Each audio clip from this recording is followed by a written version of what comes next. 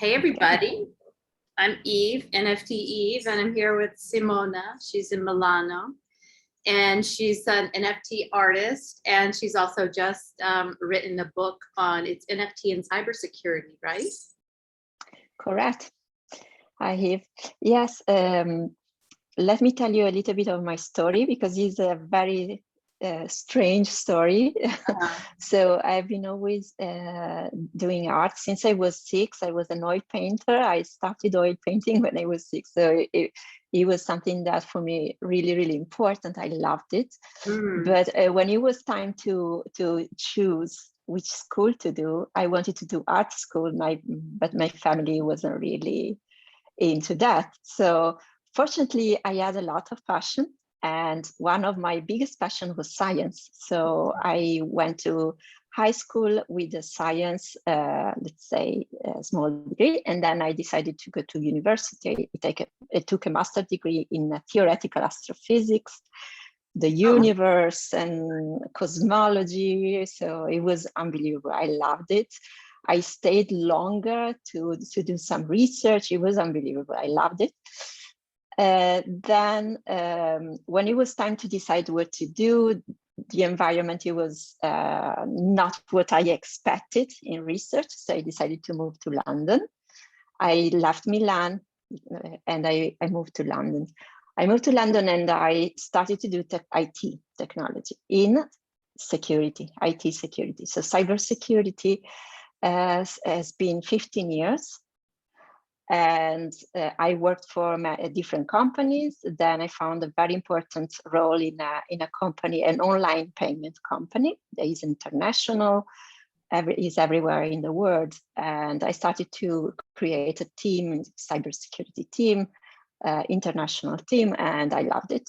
But last year, I had to decide if I wanted to go on and take even more responsibilities. I was already manager of a team with international people and so on, or if I wanted to follow my real passion, okay, my first passion. Are both interesting for me, but art is something different. I said, okay, I can't,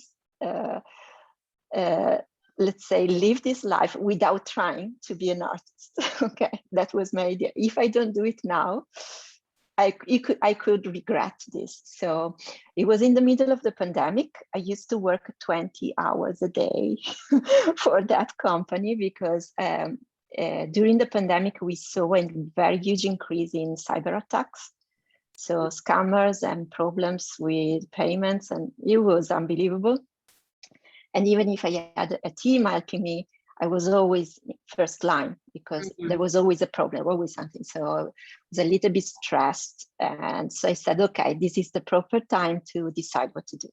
I said, okay, I want to do art. So I left the company and I took a few weeks, months just to reflect. And then I started to do art full time. I went to the traditional world, some galleries, and it was fine, perfect. So I also won a prize, and one of my pieces was exposed to an exhibition in Paris. So what prize was it? This was in the middle of lockdown. You went to galleries. Like, how did that work? Everything was online because of the pandemic. There was everything locked down. So we had to present our work online. And then there was someone deciding, a commission deciding, and my piece went to, the prize was to be exposed to the Paris exhibition. Oh my God, that's amazing. Do you want to show it? Yeah, they did in last June. Oh no, I mean, show it on the screen for the audience. Oh, I don't have it here ready. But I can prepare it, and later when I show you my artwork, I will give you a hint. Maybe show a few pieces now, like in the beginning, and then that way, then we'll look back at your face. That way, people can know like what's to come. Because I just saw a little tiny flash of your art. It's amazing. Let me find it. 1 second. Yeah, that's a lot of courage to quit your job. But so many people I know during the pandemic, their bosses. They just ended up, like you said, like working more than ever. It's too much, yeah. Yeah. And then you don't have any break. You just work, work, work. There is no break because you're at home. There is no, and if you don't have even the excuse, because I don't have kids, so that was a real problem, because people given like, okay, she doesn't have kids, she can work all the time. Yeah. And they could have been a big problem. Okay, I found a piece. Let me share. It's a little bit small, but that's okay. Share. Wow. So was this your first ever like submission to an art? Oh my God, it's beautiful. Do you see? Oh yeah. The title is "The Sky is Clear," apparently. And it represents, this is a human outside his house. Let me move it one sec. Looking at the sky, and everything is clear, but inside his head, all the urges, thoughts, everything is going around, and he's getting almost crazy. But then all these urges, thoughts, and everything that is in his head will drip in the subconscious, that is represented by the bottom part, with colors, with an eye that represents your soul and your look into the universe. So it's a little bit a piece of, I was inspired when I draw it, and it's a pen drawing. Then I moved into digital, and it's digitally colored. So yeah, your colors are just gorgeous. Thank you. That's Thank you beautiful. so much. Were you doing digital art before, or I know you're doing oil painting? I started 3 years ago. So before NFTs, before I was doing oil and just pen drawing. That was my 4 years I've done that. But for me, art was just personal. I've never sold art before. And it was just an occasion to express joy, or to give a gift to a friend, to do something like that. So it's been 4 years like that. And just this year, I've started to see how it's possible to sell art, how to present it to the public, and that's been completely new. Oh, that is just beautiful. Thank you. I know I cut you off. I don't remember what we were talking about. Oh, your Paris winning. Oh no, I was talking about when after the traditional world experience, what happened?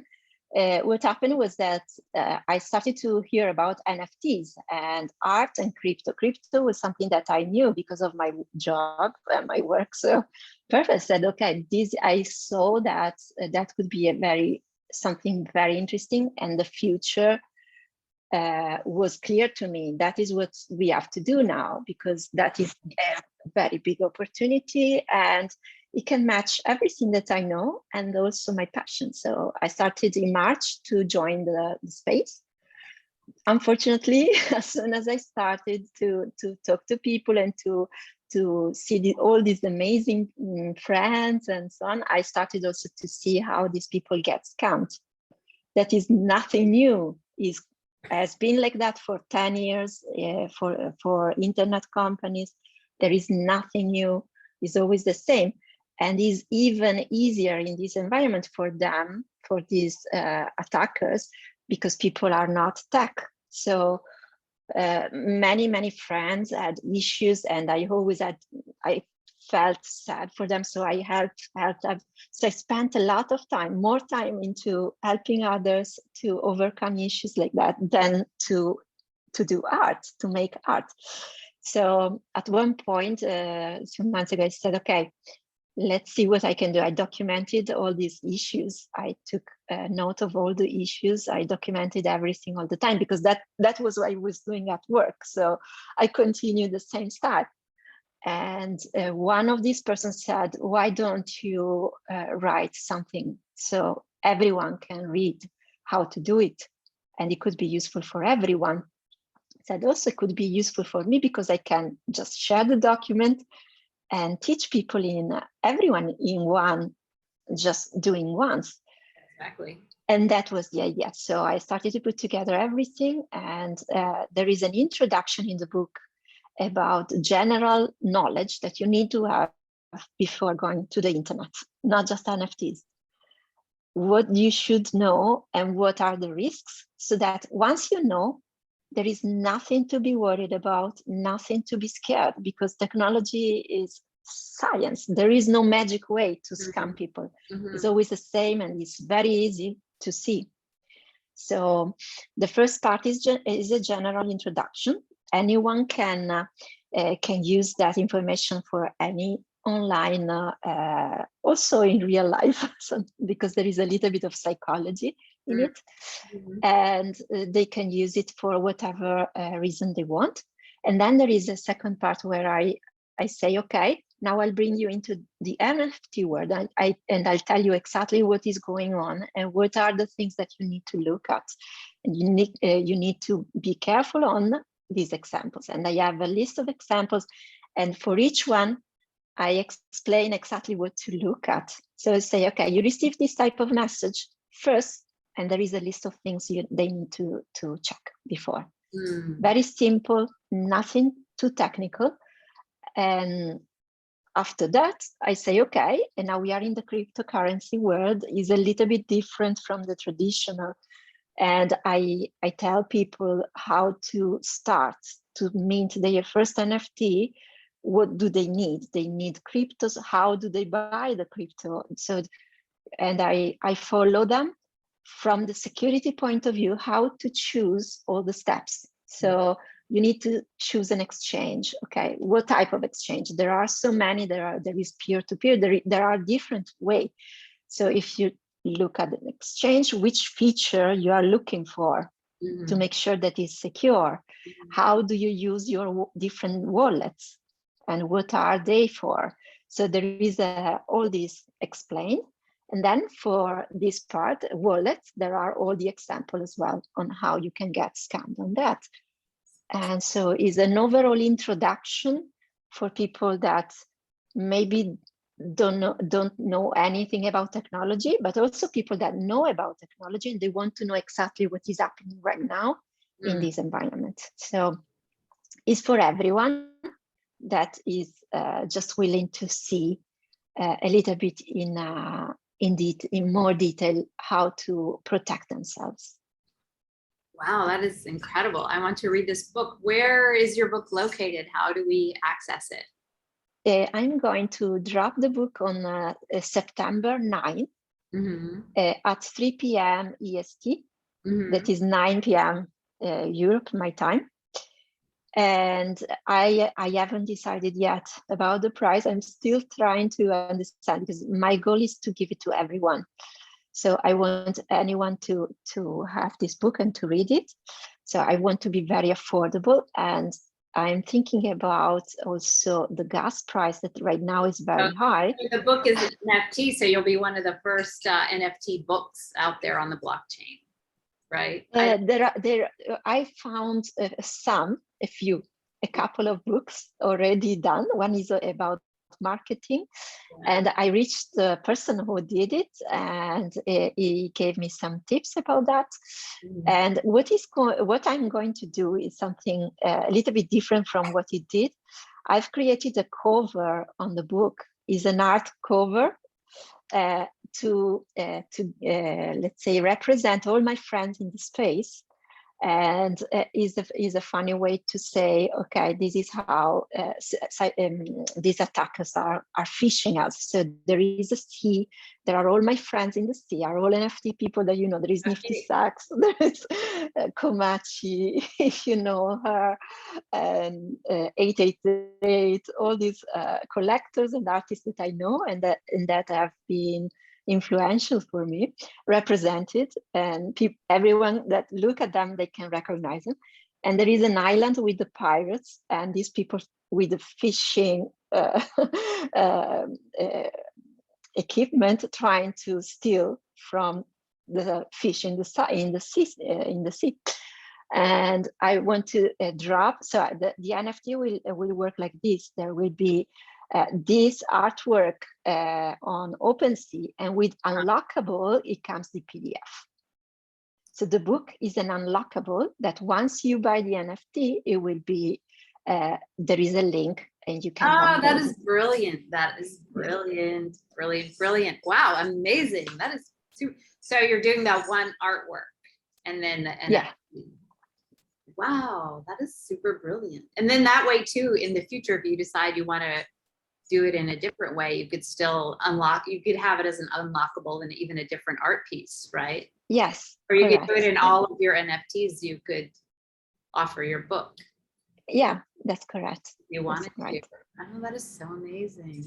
Wow. Yeah, I thought about that. It's more dynamic. It's more, I can manage it as I like. So I thought it was a good way to present it.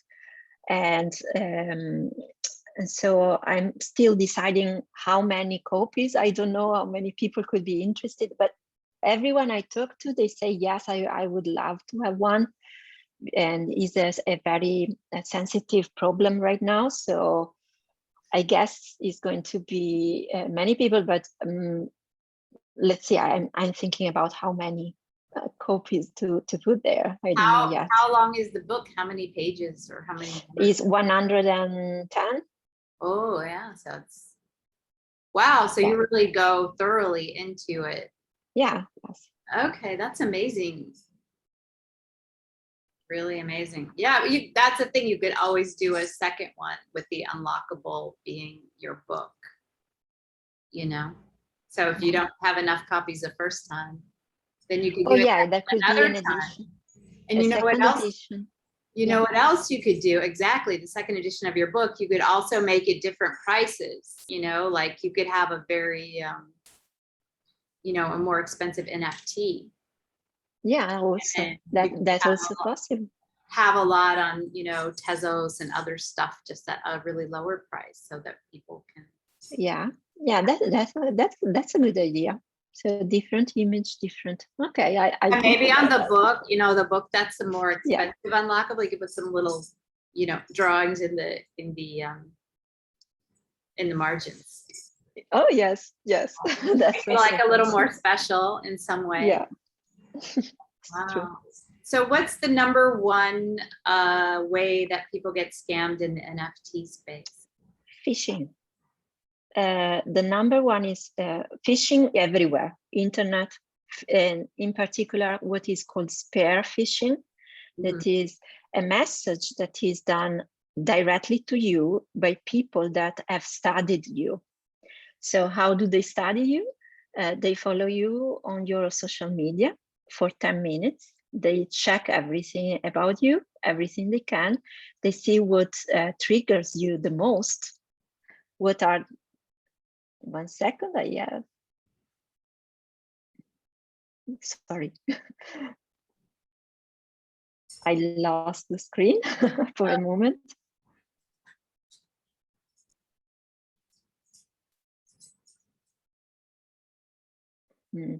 Okay. Sorry. So I was saying spear phishing, that is a way where the scammer will study you and what you do on social media. They will follow you. Maybe before attacking you, they become your friends, like in Discord. They chat with you on something, they see what you are talking about, try to make to become friend with you. So you accept them. If you have the most secure setting on Discord, it means that no one can message you unless they are in your friend list. So what I've seen is that they try to become your friend, so they are in your list. Once they are in your list and they have studied you for a few days, maybe in this case, they will copy exactly the same account of your best friend. Oh, so no! They change the image, they change the name, and even the numbers at the end of the name in Discord can be changed if you pay for the subscription. So they look exactly the same as your friend. There is no way that with your eyes you can recognize them. So in that case, there is a trick, and I'll tell you which tricks you can use, and you can do it all the time in 1 second. Once you receive a message and you say, okay, looks like my friend is asking me for money, for example. Okay, they ask you, can I take a small loan from you? I need 0.1 Ethereum because I reached my limit on the exchange and I can't buy anymore. First thing, you go to on the search bar on Discord and see if there are two accounts with the same name. If they are identical, you check the history, the chat history with the person, and you see if he's your friend or not. If they are what they say they are. So it's very simple stuff. It takes a few seconds to check, and you're safe. But spear phishing is this type of messages that are built on your psychology, and the scammers have access to all the data that are on the internet, like everyone else has, but also in the dark web. There is a lot of data that has been stolen during the years from Facebook, from all these people that can be researched in text. That takes 10 minutes to find a person details on the dark web, if you know where to look at. So if they are looking for you and how to contact you, what is the best way, they will find a way. But if you know, you find also the way to recognize them. So the goal is that it's not difficult, it's nothing to be scared of. It's very simple stuff. Well, this is very important. I want to definitely get your book, and I want to also interview you again because this is so important. But I also want to see some of your art. I love your artwork. It's so good. And yeah, I just want to share too. Oh wait, let me put myself up on there. Is that I have like a similar story. Like, well, I was an artist first, but then I just found the art world to be I never liked it. There's a lot of real life scammers in the art world too. And there's just, it's just like I just never liked it. It was like too hard work and too much talking about yourself, which I never liked. And, lots of paperwork, which I also never liked. So I just was like, this is too hard of a career. And the people that I know were the most successful, like I did well. Like I've shown in museums and galleries.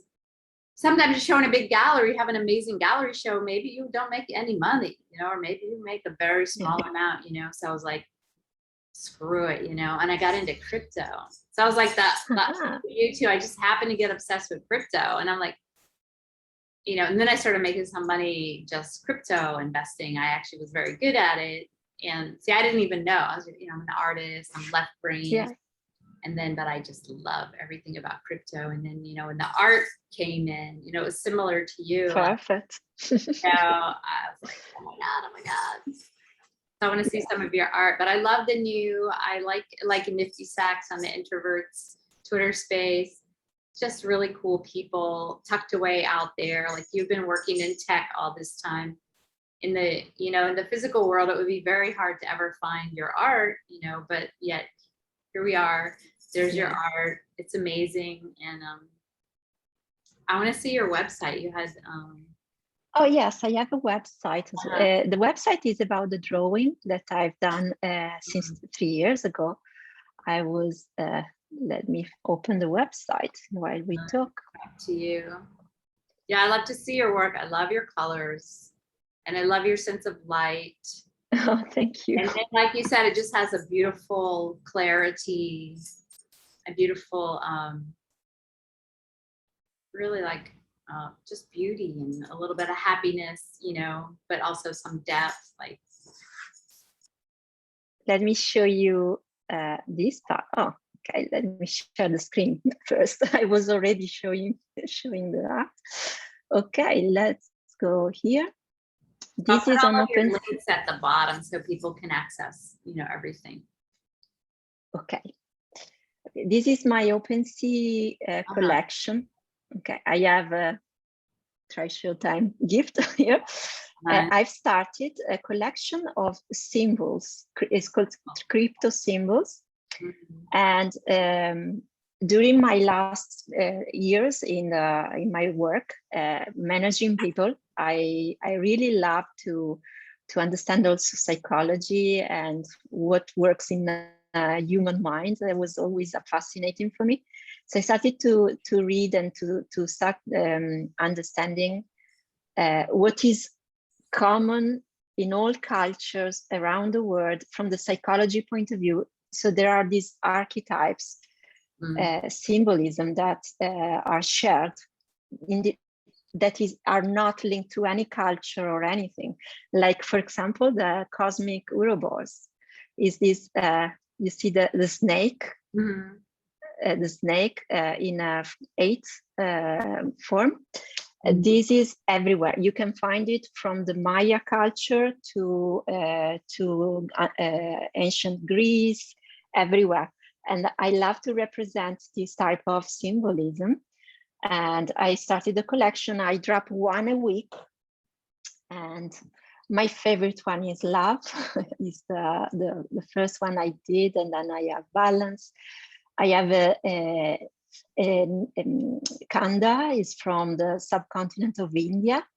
It's quite interesting. And then if you open the artwork, what I do, I give a little bit of description of the history of the symbol. So there is a little bit of story there and what represents. So I try to give a little bit of information about that. Then I have another piece that is one that I did with Nifty Sacks. Is this? This is for Nifty Sacks. And the title was Voluptuous Validator. Oh, so nice. I love it. It was fun. It was fun to create it. That's lovely. I loved it. And how do you create your pieces? Are they line drawings with digital? It's very strange for me because what I do, I don't draw. I think about the piece for a little bit, just thinking. And I start thinking for an hour and so on while I do other stuff. And then I draw on, at the moment I draw on an iPad. I used to draw on a paper. I draw whatever comes to mind. And then I look at it and it's exactly what it matches exactly the feeling and everything, the flow that I wanted to represent. So sometimes I'm shocked at what come out from the pen. It's unbelievable. And then I draw using an iPad, so digitally with an iPad. I use different programs. Sketchbook is one of my favorites. It's free, completely free. But then if there is a little bit of animation, like this one, this piece, I use After Effects, Adobe After Effects in it. And this was for Paris Hilton exhibition that I've been exhibited last week. Paris Hilton decided to exhibit this one and other 162 pieces in her collection. And so here the animation is done through After Effects. And this is for OpenSea, while on Foundation, I have a different style that is more my interest into meditation. It's something that I started to study a few years ago, and I created this 4 pieces. Okay, this was my Genesis piece, and this was also in collaboration with Nifty Sacks. And if it loads, let's see. There it is. I love your work. I love your work. It's just beautiful. Thank you. Thank you so much. Yeah. And this was my Genesis piece, the first NFT I created, and it was Nifty Sacks collaboration with his number 85 track song from his collection was Gorgeous Genesis, and he assigned to me that name without knowing that was my Genesis. So it was an amazing thing that happened. So I started to draw. I said, okay, fantastic. I want to do this like an explosion. This represents a supernova. It's a star in the universe that creates matters. And I used my physics knowledge, the music that I was listening, and the energy that I was feeling, like the feminine energy that creates everything in the universe, matter and sound. is very similar to the same wave that you see in a supernova when it exploded. So it was perfect. This was something that I really loved to do. And the other 3 pieces are about meditation. And this is love, but it's animated. And this is the lotus flower. That's beautiful. And this is the journey to the edge of the universe. I so know. when you meditate, when you meditate and you try to, this is something that I experienced in my meditation. So it's difficult to explain something that I lived. So it's very, yeah, when you get like, you get sucked in through the black hole into the multiverse, yeah, right? You get sucked into the other dimensions through the wormhole. And in science, this is the opposite of a black hole. This is a wormhole. It's something that starts from here, and then and it represents that the journey when you meditate through light on the edge of the universe. How I see it. So not easy to explain, but this is an image, is not an animation, while the other 2 are animations. So this is in general what I've done in the last few months while helping others to overcome their security issues. While this is my website about my drawings that I've done 3 years ago and last year. And there are some. I'm fascinated with New York. I want to live in New York City. I'm trying to find a way to move there. You should. So, it's fun. I lived there for a while. Yeah. Oh, fantastic. I love New York. And so I represented a little bit of New York first. Oh, beautiful. And then here we have some meaningful, I call that meaningful drawings. So I think about a concept, I read an inspirational quote, and then I start drawing after thinking about it. And you can see I put the inspirational quote close to it, and then I start drawing, and this comes from there. And yeah, mind-brain duality. Oh, I love that. This is the one that won the prize. Brian, this is difficult to explain. That's lovely. This is something that when I started meditating, you try to understand what they call a spirit guide or your higher self. And you try to visualize this thing, and this is my higher self. This is me. Oh, interesting. How I see. That's very fascinating. No, that is amazing. Yeah, because I've been like a medicine woman for a long time. So I got in contact with my higher self accidentally. I thought she was somebody else, but then I realized it was me. So I love your piece, because your piece is really, it's something that's not even contained. Like your higher self is like, it's almost like the universe itself, like a slight molding around, the empty space, which is the infinite. So I love that. Thank you so much. I get it. I totally get it. Lovely. Thanks. Wow. This is another one, perception doors.